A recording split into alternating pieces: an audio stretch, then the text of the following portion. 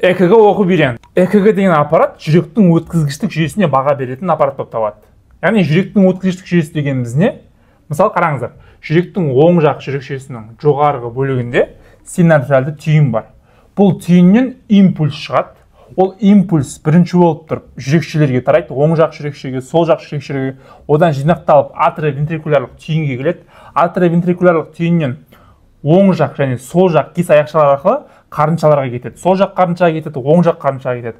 Осылай бірінші жүрекшелер жиырылады импульстан, одан кейін қарыншалар жиырылады.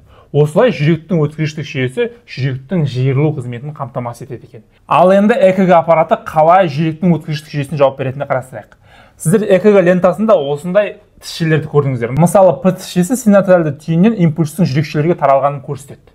Ал QRS комплексі болса, бұл қарыншаларға импульстың қалай таралып жатқанын анықтап береді. Ал Т тісшесі бұл жүректің демалу уақыты.